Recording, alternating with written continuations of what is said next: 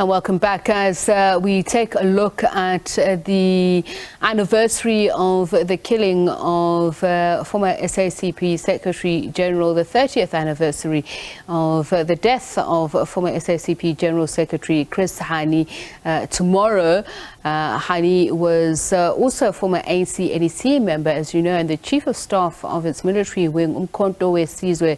He was killed by Polish immigrant Janusz Walus, together with right-winger Clive Derby-Lewis. To mark his passing, his political home, the SACP, has called for an inquest into his death. Nhlanhla Kgatlana has more on this later on. But first, I speak to Dr. Sthembiso Bhengu, Chris Hani Institute Director. Very good evening to you, and thank you so much for speaking to us. So, at this time, not only the inquest into his death, but the decision to release Janusz Walus on parole has also been strongly raised by the SACP. And I want to look at this. The decision by the Constitutional Court and the interpretation of particularly rights. I know you've suggested that they have been narrow, myopic and mechanical in terms of the law. Why is that? The reasons to release him on parole? Essentially, thank you very much for inviting me. Essentially, our view, even at the Institute and also the view of the South African Communist Party, was that it was a more mechanical approach because even by law, essentially our understanding is that the parole is both about good behavior of the inmate, but also some level.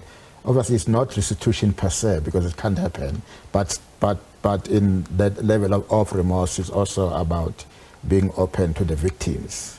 About what actually happened, because yes. the running question has been, we still don't know everything about who either ordered the hit, who was behind it, etc. Yes, and so that's primarily the center of it, in that while in fact it is factual that the assassin did actually write to the Hani family to register an apology, and a public one, but that process of engaging the family, when the family then sent the kind of requests and the kind of information, so that was never forthcoming.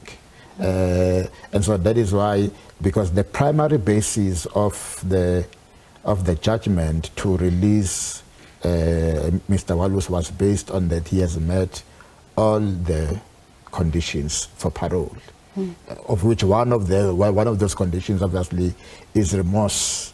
But we were arguing that the remorse cannot be removed from the public good, the public good, but also that the direct victims having also agreeing that there is that sense of remorse. So let me jump into this, because you've raised the issue of the broader implications, not only of the social but the political impact of the release of Clive Derby-Lewis on parole. And I'm just wondering, from a legal perspective, the interpretation thereof, the individual rights and majority rights, is there one that supersedes the other in terms of constitutionally speaking? If the Constitutional Court was saying it's based its decision on this, we do believe that the rights, obviously, they are all equal, but certainly, but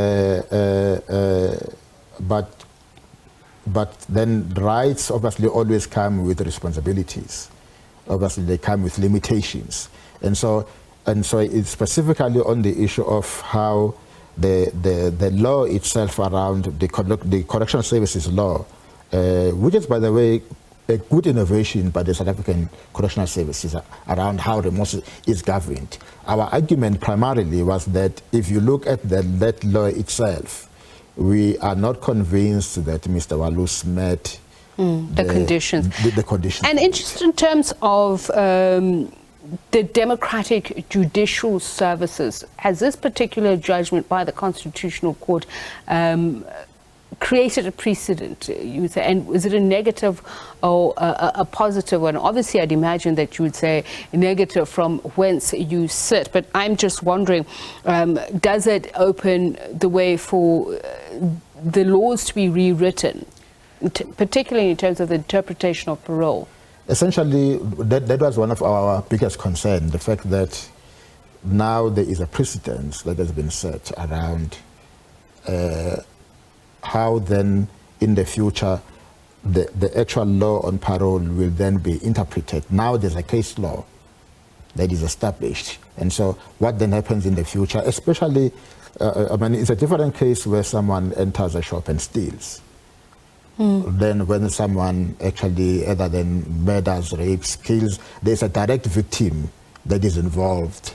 And I think even according to the law, our interpretation was that according to that law, remorse in this case where there are direct victims, it must involve a sense of them getting a sense that indeed the said perpetrator has met basic requirements of what the victims and the thrust of that, you say, ultimately is transparency.